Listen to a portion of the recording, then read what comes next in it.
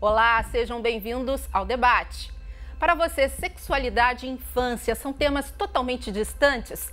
Quem acha que sim, se enganou. Mas pode entender bem melhor a relação entre as duas coisas no nosso programa de hoje. No início do século XX, o neurologista austríaco Sigmund Freud, criador da psicanálise, já havia chocado a sociedade de sua época ao falar da sexualidade infantil. A descoberta do corpo e a percepção do que é prazeroso começam na infância. Mas a gente não pode confundir isso com a relação sexual e com o erotismo. E o tema sexualidade e infância permeia acontecimentos do nosso dia a dia também. No dia 16 de setembro, virou notícia a decisão de um magistrado do Juizado de Violência Doméstica e Familiar contra a Mulher. Ele inocentou um pai que espancou a filha de 13 anos com um fio de televisão, provocando lesões corporais, além de cortar os cabelos da menina à força. O motivo? Ela perdeu a virgindade com o namorado. Para o juiz, o pai exerceu o seu direito de correção. E não para por aí. Recentemente nós tivemos uma polêmica de grande repercussão envolvendo a exposição Queer Museu, que estava em cartaz no Espaço Santander Cultural em Porto Alegre. A mostra, que abordava a diversidade de sexualidade e identidades de gênero, foi precocemente encerrada no dia 10 de setembro, depois de pressões lideradas pelo Movimento Brasil Livre, o MBL. O grupo alegou que as obras expostas incentivavam práticas como a zoofilia e a pedofilia, além de serem inadequadas para uma visitação de crianças e jovens estudantes, por conterem cenas de sexo explícito. Bem, nós debatemos bastante esse assunto no programa passado, falamos ainda sobre a história da arte e você pode rever no futuraplay.org. Mas, além de questões sobre a arte, a Queer Museu trouxe à tona o tema sexualidade e infância também. Então, mais do que notícias, esses dois acontecimentos viraram o início de uma reflexão para nós. E é claro que queremos compartilhar com você. O que é sexualidade na infância? Como os pais e escolas podem falar com a criança sobre sexualidade? Como fazer com que ela viva essa sexualidade de forma saudável, mas respeitando os limites do próprio corpo e sabendo também, o mais importante, se proteger dos abusos. Porque algumas questões ligadas à educação sexual foram retiradas do texto da Base Nacional Comum Curricular? Bem, essas e outras perguntas estão no foco do nosso debate de hoje. Fique com a gente. Aqui no estúdio nós temos duas convidadas para esse debate. A Carolina Arcari, que é pedagoga, mestre em educação sexual e também presidente do Instituto Cores. E a Amanda de Mendonça, professora de sociologia na Universidade Estácio de Sá, doutora em política social e também coordenadora do Observatório da Laicidade na Educação. Obrigada pela presença de vocês. Eu gostaria de começar com uma pergunta para as duas, né? Definir o que é sexualidade na infância. Carolina, acho que você pode começar. Obrigada, Eliane. É uma grande satisfação estar aqui no debate. Conheci a Amanda agora.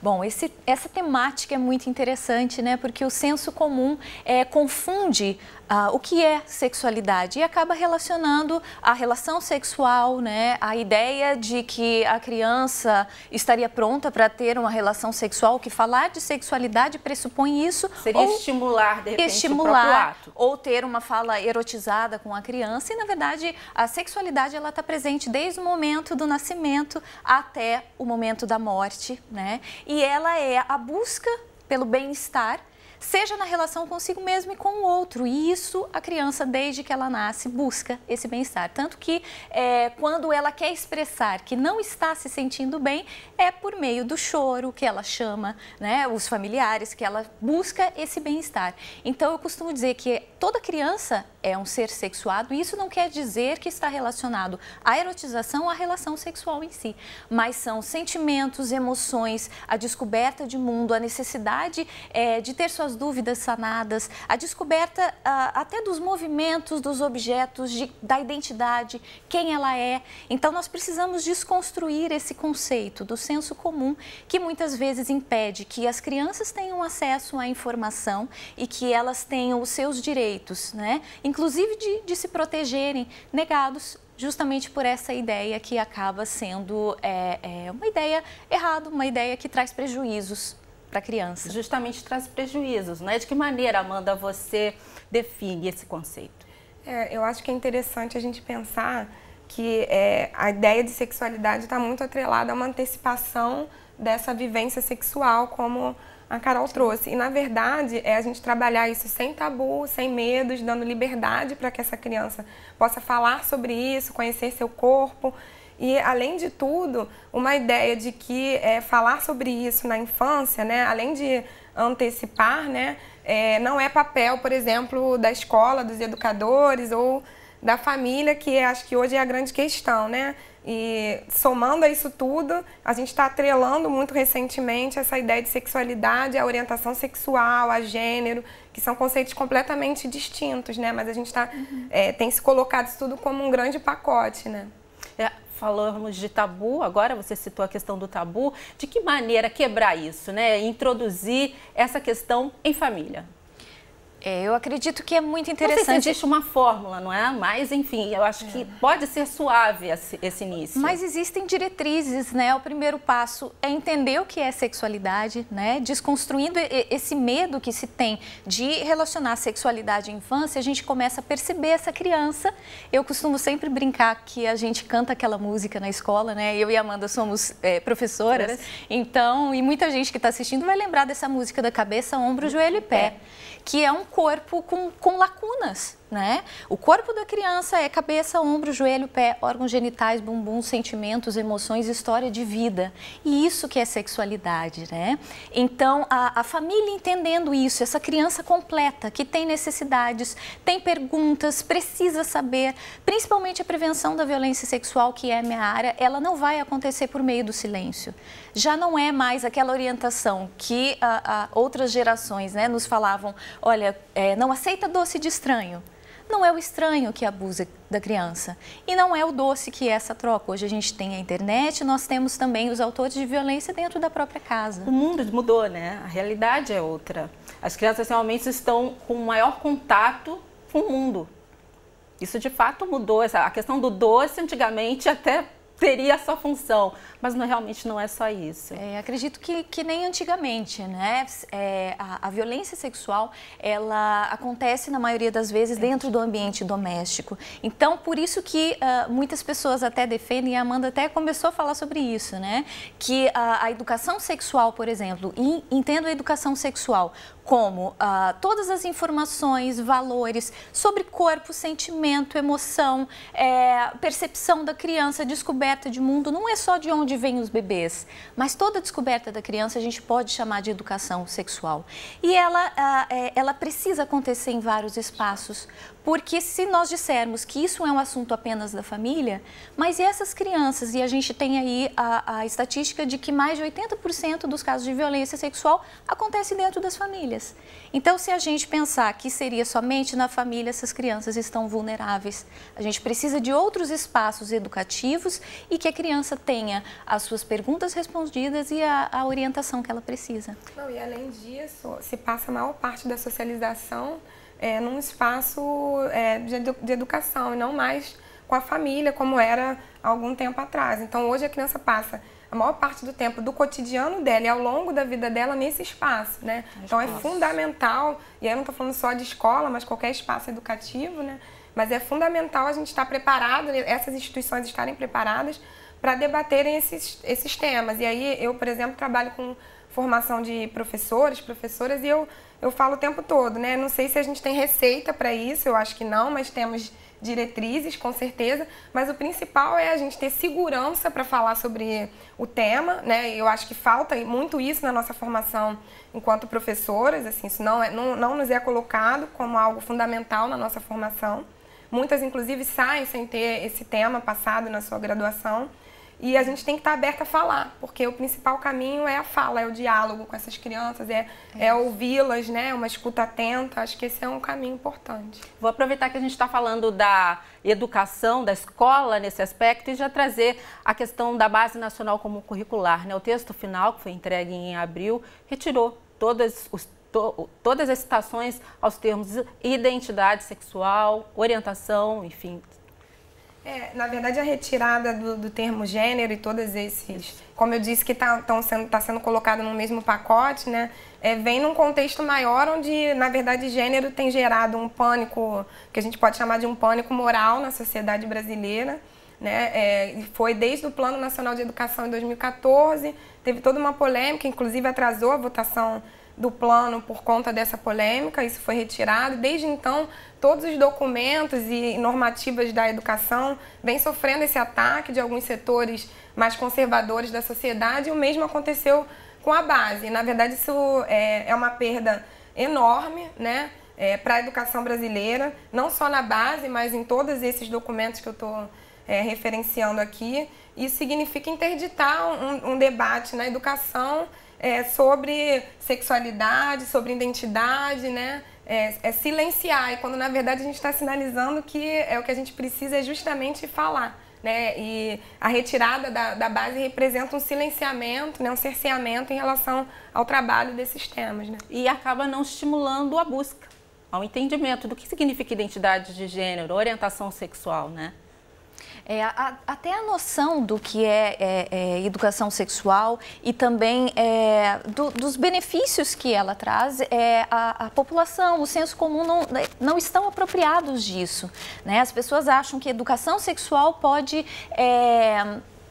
tornar a iniciação sexual precoce, e na verdade é o contrário, né? A Organização Mundial de Saúde apresentou a meta-análise de mais de 1000 relatórios de programas de educação sexual no mundo todo, e provou que crianças e adolescentes, né, pessoas que durante a vida tinham passado por algum programa de educação sexual de qualidade, informações de qualidade, iniciavam a vida sexual até 3 anos mais tarde.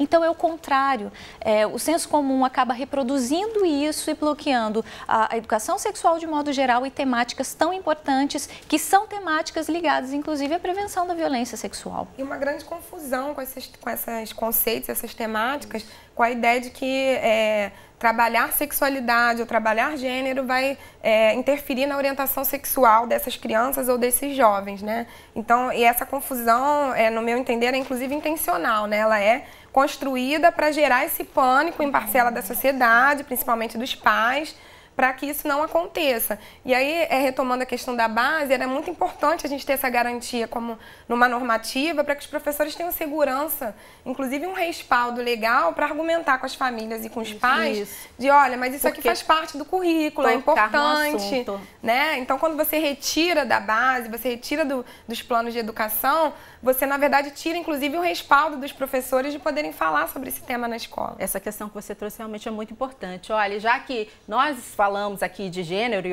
orientação sexual, essa é uma discussão que chegou à infância com bastante força nos dias de hoje. Nós separamos um vídeo que traz mais informações sobre o assunto. Quero que você acompanhe com a gente. A orientação sexual de alguém não é necessariamente fixa e pode variar por diferentes razões. Tanto a orientação sexual quanto a identidade de gênero costumam se manifestar desde cedo, independente dos pais ou pessoas próximas serem homo- ou heterossexuais, transgêneros ou cisgêneros. Todas essas características da sexualidade são determinadas por muitas coisas, como a herança genética passada pelos pais, o funcionamento das glândulas e hormônios do corpo, as primeiras experiências de socialização, a cultura vigente e as suas experiências durante a vida. A nossa sociedade incentiva algumas orientações e identidades enquanto discrimina outras. Por isso, os pais de uma criança costumam incentivar ou reprimir as manifestações de sexualidade a partir das normas culturais com as quais eles concordam. E isso ocorre muito.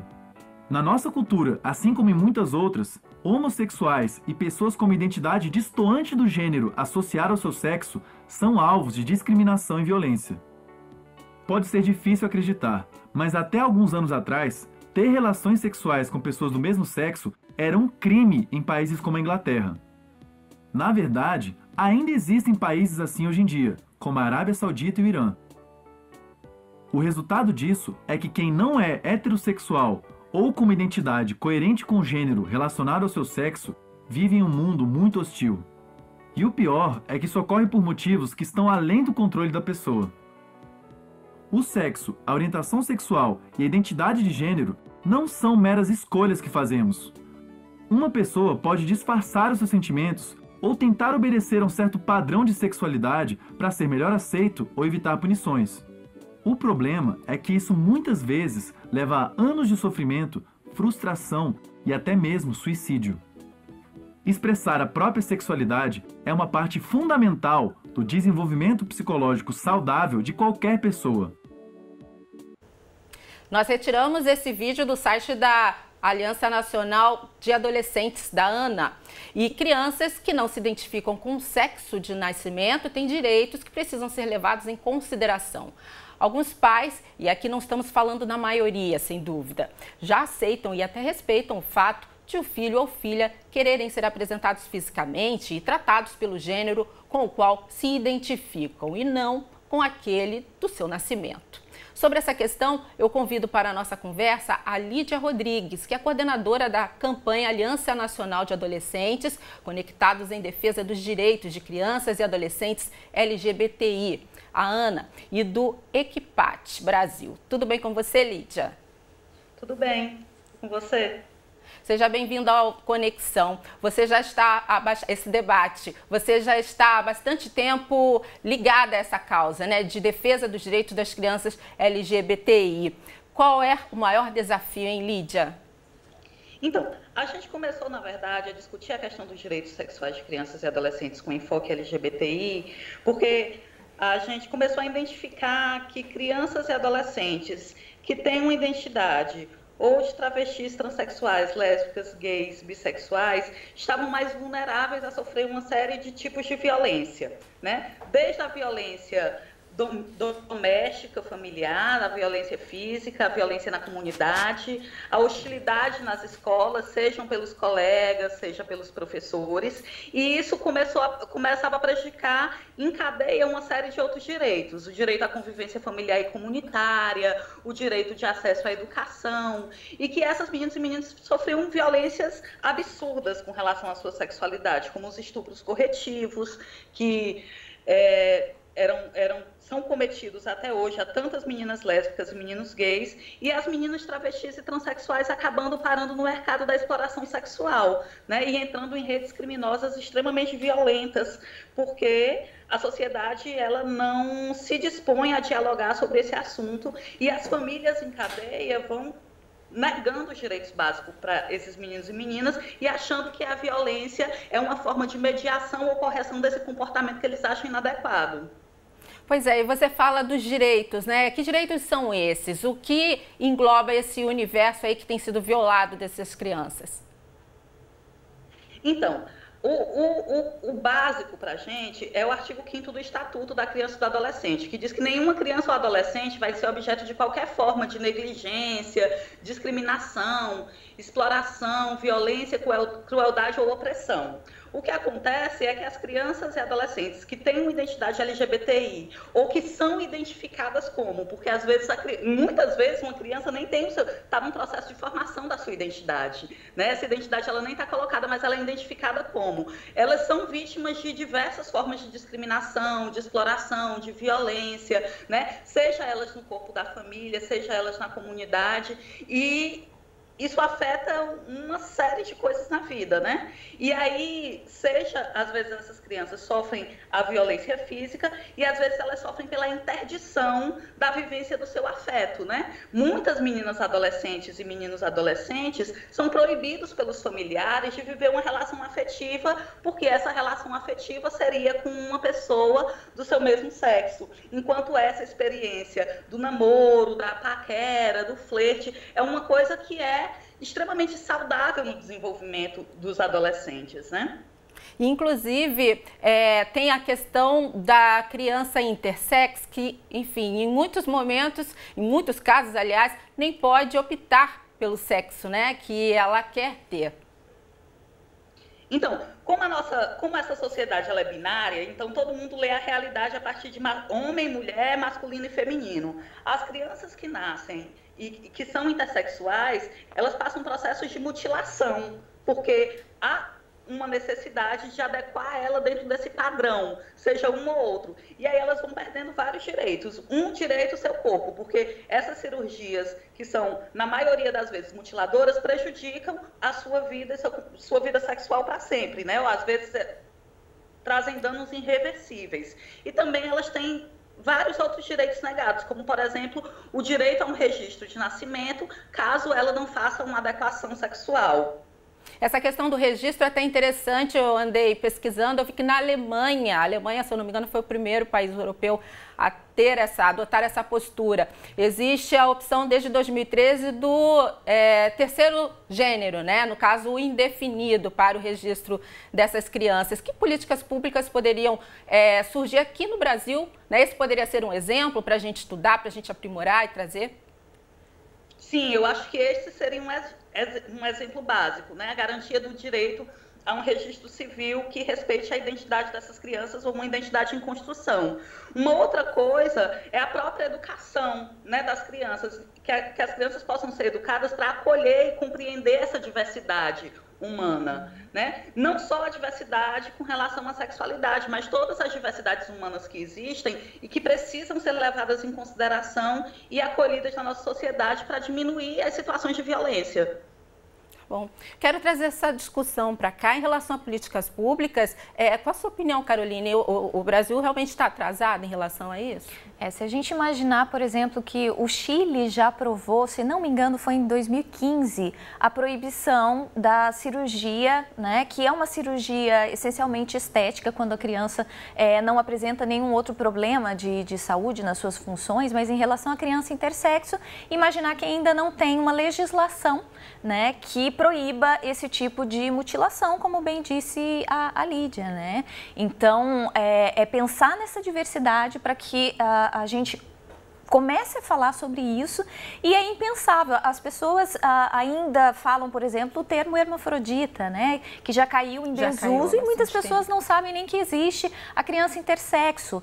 E dependendo da classificação, né, a mais aceita é que pelo menos 2% da população nasce com alguma condição que não se encaixa no que nós conhecemos biologicamente como macho e fêmea. Então, nascem com genitais diversos, né, que não se encaixam no padrão, e são crianças que sofrem a vida toda, seja com hormônios, seja com a terapia hormonal, né, ou então com a cirurgia. Então, é uma grave violação aí do direito da criança à própria história, à própria decisão e de propriedade sobre o próprio corpo, né?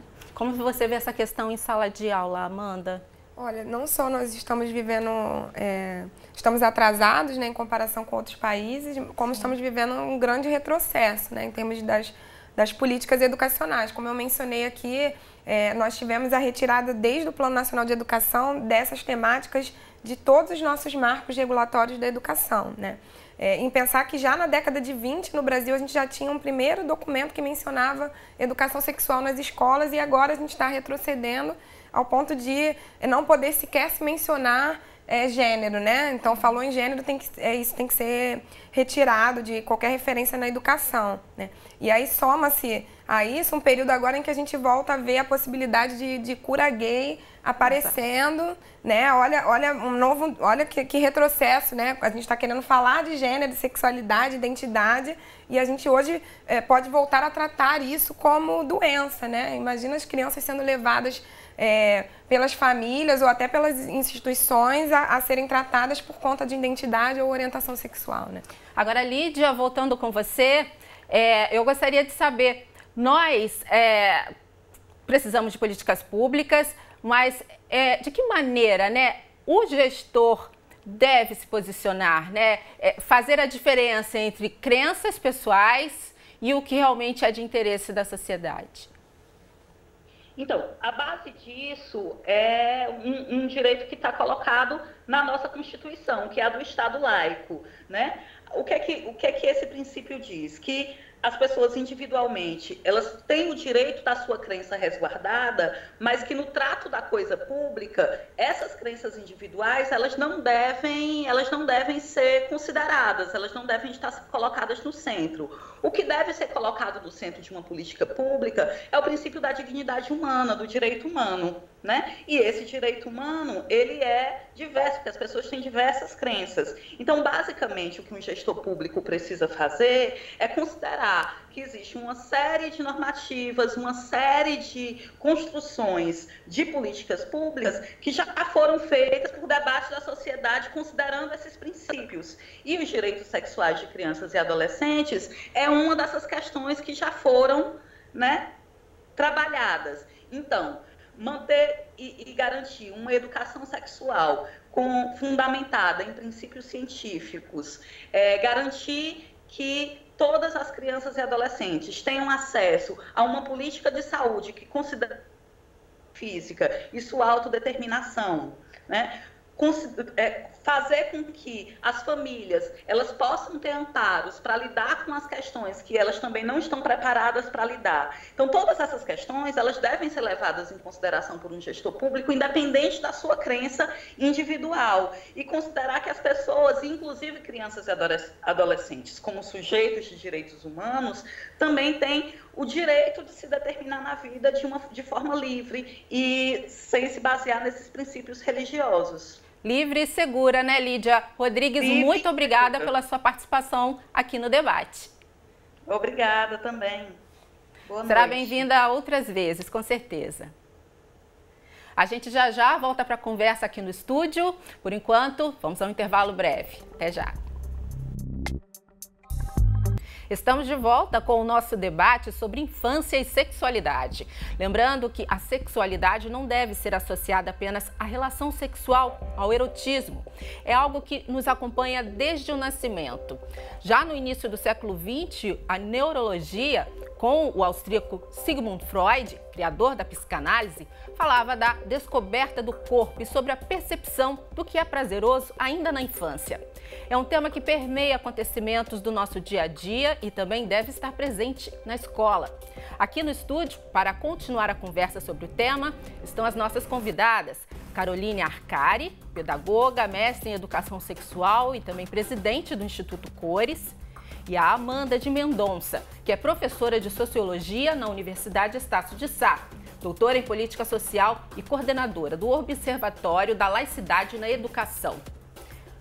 No bloco anterior, nós encerramos, conversando com a Lídia Rodrigues, que falou para a gente um pouco sobre os direitos das crianças e adolescentes LGBTI e também trouxe a questão da laicidade, né? O Brasil deveria ser um Estado laico e a Amanda foi para o intervalo querendo muito finalizar, fazer um comentário, Amanda, em relação a isso. Qual é? Porque essa é uma temática muito cara para mim, inclusive que eu coordeno, né, um observatório que defende a educação laica, né?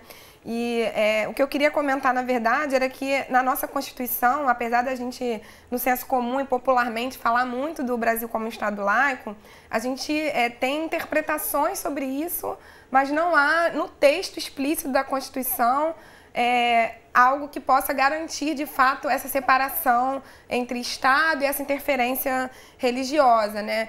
Como um todo, mas na educação a gente vem sentindo isso de forma mais abrupta no período mais recente, e o quanto é importante a gente garantir essa separação entre as crenças individuais, a fé e os espaços educacionais, né? E esse é um modelo de educação laica que é fundamental para a gente, que garante, inclusive, que nenhuma temática pode deixar de ser abordada num ambiente da escola. Não há veto, não há interdição a nenhum tema num modelo de escola laica.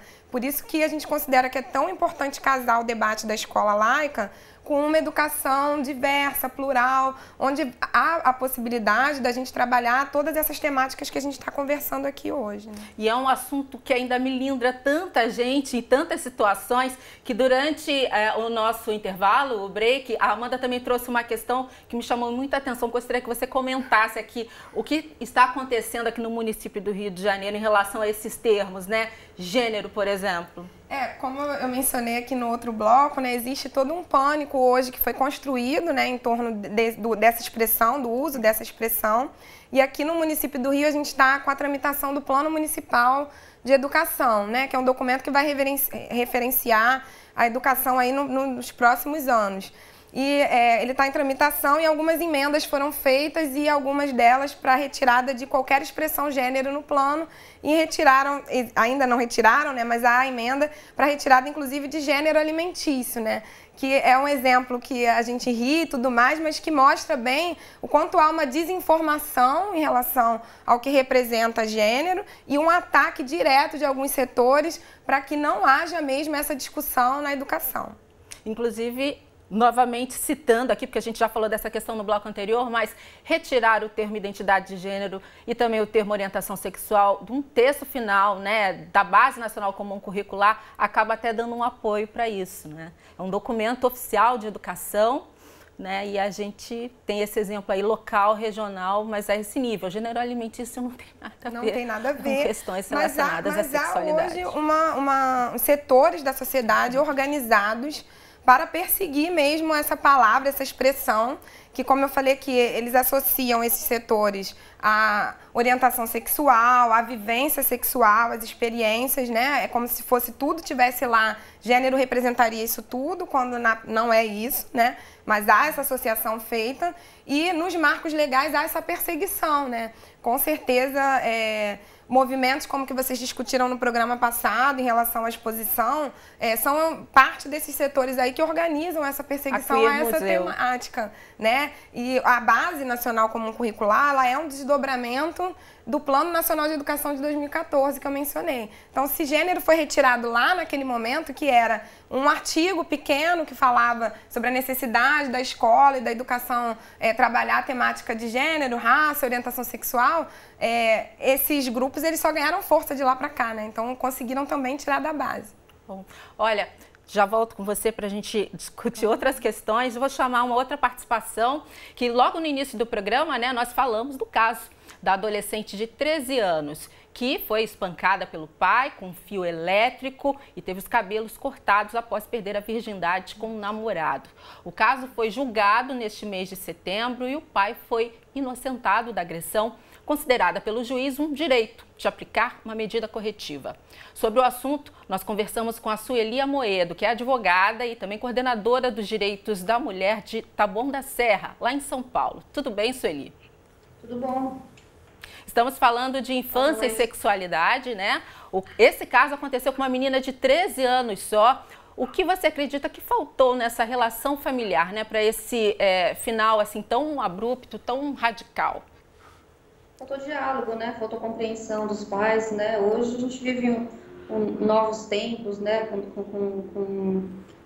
Com uma vertente diferente, né, na adolescência, né? E é comum hoje, com 13, com 14, com 15 anos, elas terem relação, né? Faltou um pouco de abertura, um pouco mais de diálogo entre o pai e a filha e a família em si, né?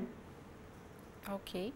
E você diria que qual é o melhor caminho, né? O diálogo, a escola pode participar, então, estimulando isso? Reunindo, inclusive, os próprios pais, sugerindo essa conversa, conversando essas três esferas, estudante, pais, educadores. Eu imagino que isso não foi levado para a escola, né? Eu acho que isso não foi levado para a escola, porque as escolas hoje estão preparadas para esse tipo de diálogo, né? As professoras, elas têm se atualizado, né? Inclusive com alguns direcionamentos da própria Secretaria da Educação na questão de gênero, né? E sexualidade, né? Aqui em Taboão da Serra a gente conversa muito nas escolas, nós temos muitos programas com adolescentes, inclusive com métodos contraceptivos já colocados à disposição, né? Porque é necessário, porque a gente tem que diminuir a gravidez na adolescência, né? Saiu uma pesquisa hoje que a gravidez diminuiu um pouco, né, na adolescência. Então a gente tem que conversar mais, estreitar mais esse diálogo. Faltou muita conversa aí, né? Faltou muita conversa, mas eu acho que isso não foi levado para a escola, que se tivesse sido levado para a escola, teria ter sido encaminhado diferente o desfecho dessa história. E a decisão desse juiz, ela acaba abrindo um precedente? Eu acho que não. Não vai abrir, porque o Ministério Público vai recorrer e isso vai cair no tribunal, com certeza. Ele vai sofrer um apenamento aí, nem que seja mínimo, mas ele vai sofrer um apenamento. Você trabalha com mulheres, né, que sofreram em algum momento da vida aí alguma violência sexual. De que maneira você acredita que essa experiência que essas mulheres passaram na infância pode vir a, enfim, se refletir na criação de um filho? Então, o que a gente nós falamos nos grupos de mulheres, né, nos movimentos feministas, que a violência ela é multiplicada, né? Então, se a mulher sofre violência dentro de casa, se os filhos veem a mãe apanhando, se os filhos veem o pai batendo na mãe, essas crianças vão ser multiplicadores dessa violência, né? 70% de chances deles serem reprodutores dessa violência. Então, quem sofre violência dentro de casa, dentro dos lares, tem que fazer um rompimento dessa violência com acompanhamento psicológico, né? Com a ajuda dos equipamentos de saúde ou mesmo com os organismos na escola. Eu recebi esses dias caso de uma menina que sofria violência dentro de casa que veio encaminhada para a escola, né? Então, é um olhar diferenciado dessa professora, dessa coordenadora e tem que ser assim, né? Para a gente romper esse ciclo de violência, senão ela vai se multiplicar cada vez mais, porque nós não podemos esquecer que a violência é aprendida, né? É ensinada dentro de casa, então a gente tem que fazer uma discussão inversa de desconstrução dessa violência, para não haver multiplicadores, né? Sueli, eu quero muito agradecer a sua participação no nosso debate. Obrigada. Foi um prazer conversar com você. Até mais. E ela trouxe, Caroline, essa questão importante que é o dialogar, né? Tratar do assunto em casa. A partir de que momento é ideal trazer essas questões? A partir da primeira perguntinha da criança? Exatamente, mas eu não posso deixar de dizer que a prevenção desse tipo de violência, que foi esse caso, né, do pai que cometeu a violência contra a filha, a prevenção desse tipo de violência perpassa a discussão de gênero. Perpassa a discussão de gênero. Como é que a gente vai fazer, inclusive, a prevenção em relação à violência sexual? É impossível fazer isso sem discutir gênero, né? Então, para você ver a importância, inclusive, em relação a esses números absurdos, que a estimativa é que até 27% dos meninos e 36% das meninas sofrem algum tipo de violência sexual até os 12 anos de idade, né? Essa é uma estimativa. E isso, a prevenção disso vai acontecer e perpassa, sim, a discussão de gênero. Agora, quando a criança começa a perguntar, muitas pessoas falam, fala sobre sexualidade somente se a criança perguntar. Aí ela vai mostrar se ela está madura ou não, vai partir da necessidade da criança. E se ela nunca perguntar? Como é que nós vamos fazer esse tipo de orientação? A criança, ela pergunta, na verdade, sobre sexualidade antes mesmo de desenvolver a fala, por meio do olhar curioso, olhando o próprio corpo, olhando o corpo dos coleguinhas, percebendo as diferenças, a diferença entre o corpo do adulto, se percebendo, a própria identidade, o que ela ouve, os sons, como é que ela descobre o mundo, ela já está perguntando sobre sexualidade. É o adulto, na verdade, que faz essa distinção do que seria uma pergunta, né, de mundo, por que a grama é verde e o céu é azul? E do que seria uma pergunta relacionada à sexualidade. E muitas vezes as oportunidades estão ali no dia a dia mesmo, né? A criança pede, papai, posso tomar banho com você? Mamãe, posso tomar banho? É um momento, inclusive, de repente, trazer isso. A oportunidade está ali. E falar sobre isso, sobre essa sexualidade positiva, da vivência, falar também de onde vêm os bebês, isso é extremamente protetivo em relação à violência sexual. Muitas pessoas acham que fazer a prevenção da violência sexual é falar dela em si. Só falar para a criança, não deixa te tocar na parte íntima, né? Conta para a mamãe, conta para a professora. Mas a base da proteção é falar de educação sexual em si. A criança ter uma autoimagem positiva, ela saber que tem um adulto de confiança para fazer qualquer tipo de pergunta de sexualidade, é a base para que, se ela precisar falar sobre violência sexual, ela vai confiar e ela vai saber que aquilo não é um assunto tabu. Então, eu costumo dizer para os pais assim, eles perguntam, Carol, qual que é a idade certa para falar sobre essas questões? E eu devolvo a pergunta, eu falo assim, quando você começou a falar sobre trânsito com seu filho? E eles falam, Carol, nem lembro, desde sempre. Sim, desde sempre, porque a gente tem medo que a criança sofra um acidente no trânsito. Só que, se a gente for comparar as estatísticas, em 2015 foram um pouquinho mais de 1.000 crianças que morreram no trânsito, E violência sexual, a gente teve aí em 2015 também mais de 22 mil denúncias. Um número muito maior. E aí eu faço exatamente essa comparação. Tem 20 vezes mais chance de uma criança sofrer violência sexual do que sofrer um acidente no trânsito. Por que é que não estamos falando sobre sexualidade? Por que é que não estamos falando sobre educação sexual? Pois é, olha, falar sobre sexo com crianças é muitas vezes um tabu e os pais contam com a escola para ajudar nessa tarefa. Além das aulas que tratam sobre aparelhos reprodutores, sexo e questões de gênero, passam a fazer parte do cotidiano das crianças que estão se descobrindo com o passar dos anos. Agora, imagine tratar de sexualidade em uma escola que separa meninos de meninas. Como debater esses temas em ambientes nos quais os professores do sexo masculino, por exemplo, dão aulas para os meninos e as professoras para as meninas. As instituições que seguem a linha pedagógica personalizada para cada gênero, uma abordagem conhecida também como single sex, explicam que não é apenas uma simples separação de gêneros, mas uma questão cognitiva. Nós tentamos contato com 3 escolas que seguem esses princípios. Uma aqui no Rio de Janeiro, outra em São Paulo e uma terceira lá em Curitiba. Mas nenhuma delas quis indicar o representante para o nosso debate. Então, nós vamos falar um pouco sobre o assunto, a gente não pode deixar passar desse debate, com a Jane Felipe, que é professora da Faculdade de Educação da Universidade Federal do Rio Grande do Sul. Seja bem-vinda a essa conversa. Tudo bem? Tudo Oi, bem. Jane. Obrigada por essa oportunidade de estar participando desse debate. Explica pra gente um pouco, né, qual é a base desse método, né, do single sex. O que costumam alegar como vantagens, né, para separar grupos de estudantes? Olha, este método, ele já é bastante antigo. No início do século XX havia essa separação, né, de meninos e meninas, inclusive com currículos diferenciados. Só que isso voltou com força nos Estados Unidos por volta do ano de 2002. E poucos anos depois isso teve uma propagação muito grande, né, nos Estados Unidos e agora em algumas escolas na América Latina e também aqui no Brasil, para nossa surpresa. Só que eu acho interessante observar que a gente tem aí, na verdade, uma releitura de um discurso de segregação, e o nome é até muito bonitinho, muito pomposo, né?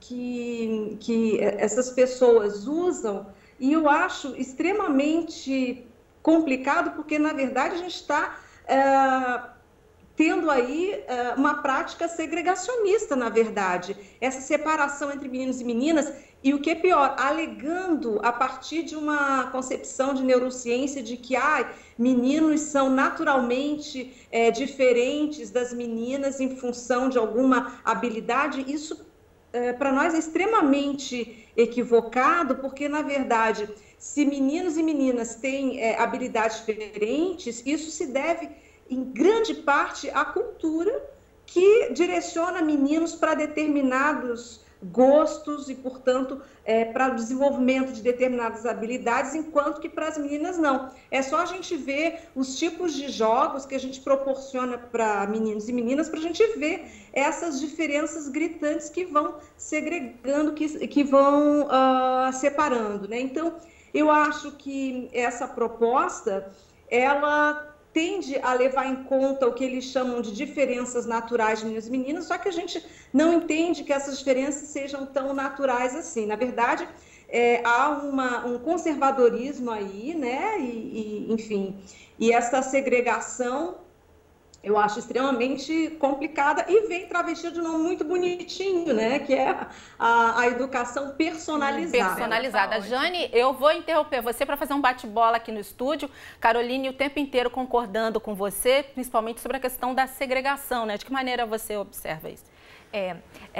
Falou perfeitamente, né? A questão de que essa diferença dos meninos e das meninas é algo construído socialmente. A gente estava lá no camarim, eu e a Amanda, a gente estava brincando, falando sobre isso e falando, nossa, quando nós éramos crianças, nos ensinaram aquela música do Com Quem Você Vai Casar, qual é a letra do cara do seu coração, enquanto os meninos estavam montando Lego. Então, ali começam essa diferença da educação que, na verdade, sustentaria essa argumentação de que meninos e meninas aprendem de um jeito diferente. Na verdade, é a socialização que acontece dessa maneira. A menina brinca no ambiente doméstico, ela é ensinada isso, né? É o cuidar, são as bonecas. E os meninos são ensinados a serem mais agressivos, que é o que a gente fala que é a masculinidade vigente, né?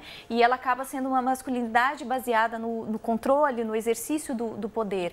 Então, aí que estão as diferenças e isso causa causa a desigualdade, né?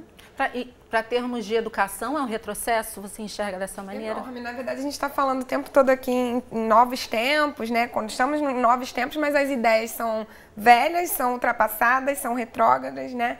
A gente só está retrocedendo, porque esse modelo de educação, ele é o modelo que dá origem à nossa educação aqui no Brasil, por exemplo, né? Então, não tem nenhuma novidade nisso, né? A gente está recuperando aí tudo que era muito ultrapassado e trazendo novamente para o cenário educacional, né? Então, essa separação, na verdade, é um reforço dos estereótipos de gênero, por exemplo, que é o que quem, de fato, discute gênero, usa a categoria, quer desconstruir essa ideia. Olha, não existem habilidades naturais para meninos e meninas. Existe, sim, um incentivo, existe uma construção, né? E aí, quando você separa isso na escola, você está oficializando isso, naturalizando e perpetuando o machismo também, né? Porque, além de tudo, essa separação, ela serve para perpetuar o machismo na nossa sociedade. E tudo isso, no futuro dessas crianças, vai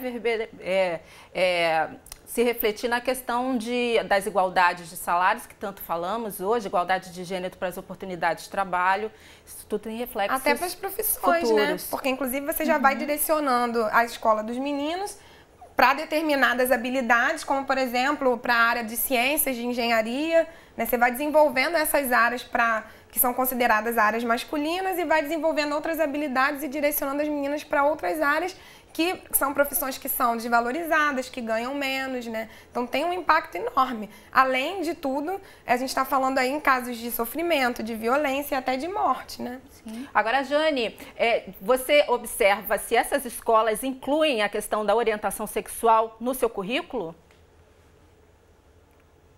Olha, provavelmente não. Eu acho lamentável que nenhum representante dessas escolas tenham tido a boa vontade de participar, o que já eu acho complicado, já mostra uma coisa complicada. E outra coisa que me parece absurda é o fato de que as professoras dão aula só para as meninas e os professores só para os meninos, quer dizer, é uma segregação total, né, praticamente. Então, isso, obviamente, essa segregação, ela dificulta as discussões de gênero e as discussões de orientação sexual, de identidades sexuais, porque o que a gente tem visto na nossa realidade ultimamente é uma confusão conceitual profunda entre scripts ou identidades de gênero e identidades sexuais. As pessoas fazem uma confusão. E esta segregação das salas de aula, elas dificultam. Eu lembro que quando eu comecei a estudar na minha tese de doutorado a respeito dessas escolas, era interessante ver que as meninas tinham um currículo voltado para o ensino da religião, enquanto que os meninos eram educados para coisas de guerra, por exemplo. Havia uma diferença crucial, assim, no currículo, né, de ambos. Embora essa educação diga que não há esta diferenciação hoje no currículo, mas é óbvio que vai haver uma certa, como as colegas disseram, um certo direcionamento para os meninos em relação a, por exemplo, essas questões da matemática, das ciências exatas. E eu acho importante a gente verificar também que nos jogos online essa divisão é muito evidente, enquanto que as meninas têm lá uns joguinhos bem fáceis, para os meninos o direcionamento é sempre em termos de jogos muito mais sofisticados, que vão exigir uma elaboração de raciocínio lógico, espacial, muito maior do que os joguinhos para as meninas. Então, eu tenho orientado trabalhos que discutem e criticam esses jogos online, por exemplo. Eu li uma reportagem que fala de uma pesquisa da Universidade de Sydney que descobriu que as meninas que estudam em escolas single sex, elas têm um desempenho melhor em matemática. Agora, a gente se pergunta, né, isso para o futuro, qual realmente a grande vantagem disso, né? Se não apenas justamente já está segregando, mostrando quem tem a oportunidade de estar numa determinada escola ou na outra, se é menino ou menina, vai ter um desempenho melhor ou pior na matemática. Mas eu gostaria de saber de você, se já existem resultados, dados que comprovem, enfim, que esse é sim um método eficaz, que esse é um método que se justifica. Olha, existem pesquisas que mostram que o índice de violência dos meninos tende a aumentar. Só que aí você abre um precedente que eu considero muito perigoso nesta veiculação de segregações, né? É como se isso abrisse margem ou legitimasse uma série de outras segregações em nome desta coisa equivocada de que alguns têm mais competência praticamente genética. Nossa, isso me remete a um período da história muito complicado, que segregava as pessoas, em nome dessas diferenças se matava, inclusive, as pessoas. Então, eu acho extremamente problemático isso, né? E em relação à questão da educação sexual, que vocês comentavam antes, eu não entendo por que isso é um problema. Afinal de contas, nós todos somos frutos de um encontro sexual. Então, o tratamento em torno dessa temática deveria ser um tratamento super tranquilo. O próprio conceito de educação sexual, né, ou de aparelho reprodutor é super problemático. A gente deveria dizer aparelho sexual e não aparelho reprodutor. Porque se a gente for fazer um cálculo, na maioria das vezes que a gente usa esse aparelho, é para o prazer e não para a procriação. Então, esses temas, eles precisam estar sendo discutidos e meninos e meninas precisam estar em interação. Eu fico pensando, por exemplo, a questão de meninos e meninas que são ou que caminham para a transexualidade ou que são gays ou lésbicas, como ficarão nesta segmentação? Esses ambientes, eles se tornariam muito propícios para algum tipo de bullying, né? Para alguma falta de compreensão em relação ao próprio conceito dessas identidades ou da orientação sexual mesmo. Eu vejo que isso é realmente desastroso. Jane, eu quero muito agradecer a sua participação aqui no debate. Poderíamos continuar conversando por mais, pelo menos, aí uns 30 minutos, 1 hora, enfim. Mas com certeza a gente vai poder voltar a tocar nesse assunto. Obrigada pela sua colaboração. Ok, um abraço, obrigada a todos.